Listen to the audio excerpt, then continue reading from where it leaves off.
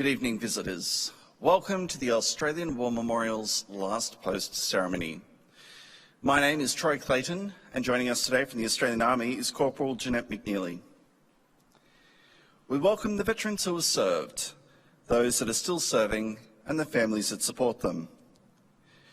We also acknowledge the members of the RSL and Services Club Association, RSL Victoria, and RSL Queensland who are watching this ceremony broadcast around Australia. We also welcome the members of the 2nd 69th Officer Training Unit that are here with us today. During the ceremony, wreaths will be laid at the base of the Pool of Reflection by visitors. Please stand and join in singing the National Anthem.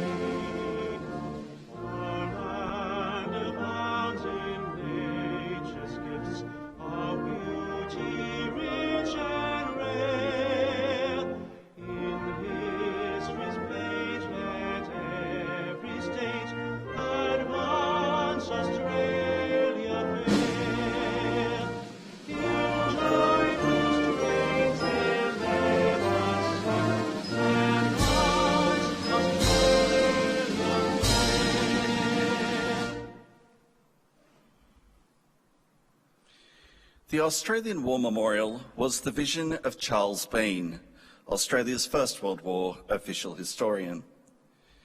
Bean landed with the Australian troops on Gallipoli and stayed with them at the front through to the end of the war. The idea of this national memorial and museum came to him at Pozières, France, in the depths of the bloody fighting of 1916.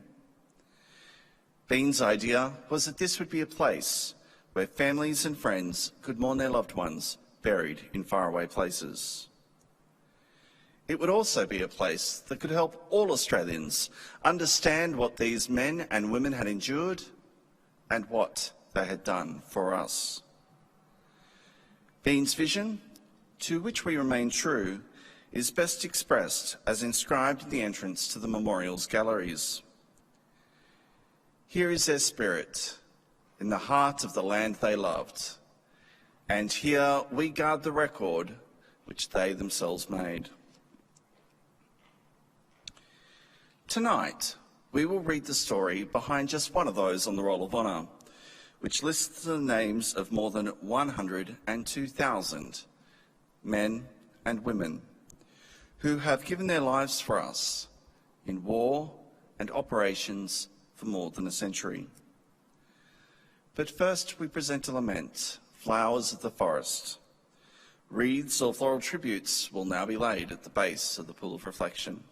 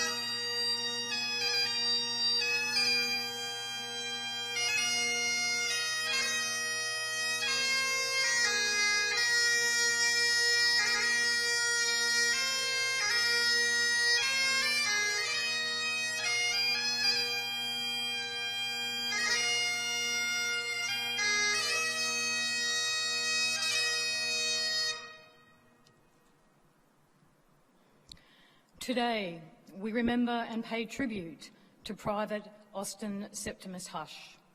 Austin Hush was born in 1893 to Joseph and Mary Hush of Braidwood, New South Wales.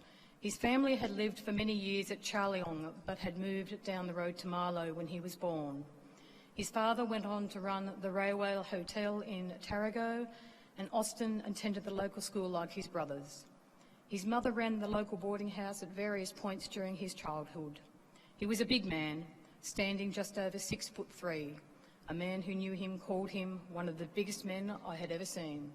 He was well known in Goulburn and Tarago and went on to work as a railway porter.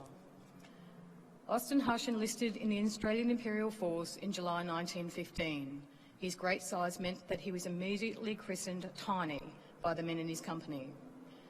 Private Hush was originally posted to the 19th Battalion and after a period of training in Australia, left on the 2nd of November 1915 for service overseas. He first went to Egypt, arriving just after the evacuation from Gallipoli, during a time when the AIF was undergoing reorganisation, and was transferred to the 4th Battalion. Around the time he arrived in Egypt, his father passed away in Sydney. Hush left Egypt for France in March 1916, arriving at the end of the month. The first major action of the 4th Battalion came on the 23rd of July 1916, when they were part of the force charged with the capture of the French village of Pozières.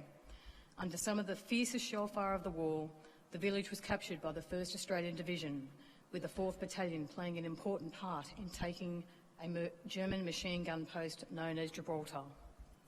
During that day, Private Austin Hush looked over the parapet of the front trench to observe German positions.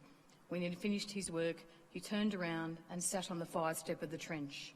As he sat down, a fragment of shell came over the parapet of the trench and struck him in the back of the head, piercing his helmet. He died immediately.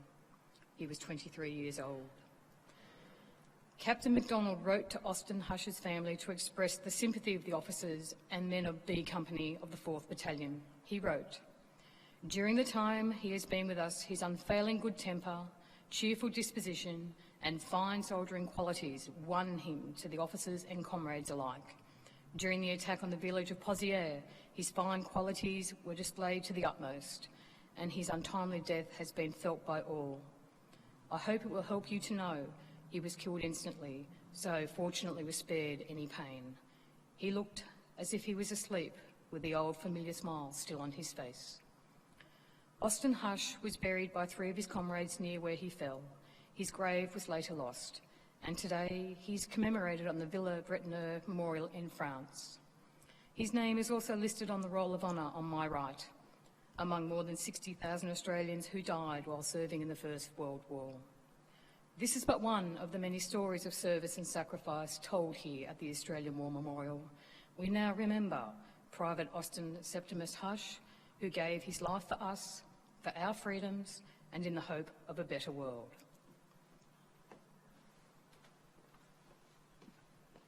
Please stand for the reading of the Ode and the sounding of the last post.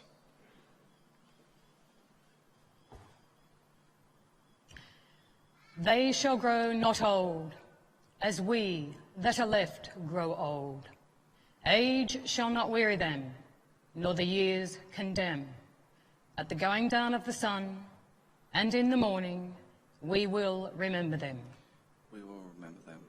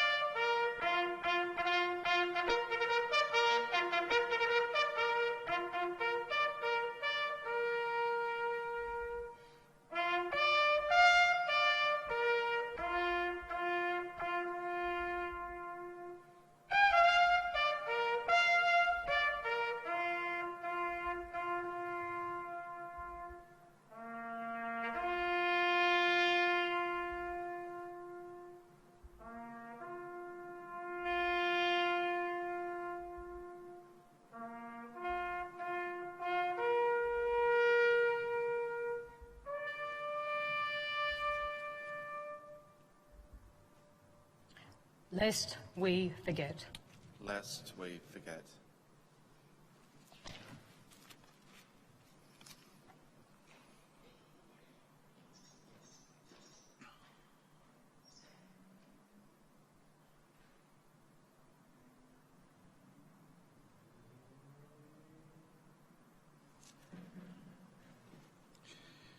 We leave you this evening with the words of the memorial's founder, Charles Bean.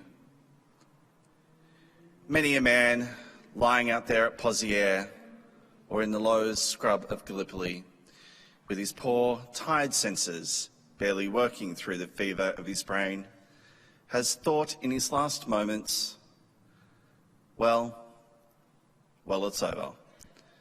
But in Australia, they will be proud of this. Ladies and gentlemen, that concludes the last post ceremony. We'd like to thank you for visiting the Australian War Memorial. Wish you all a very good evening. Thank you.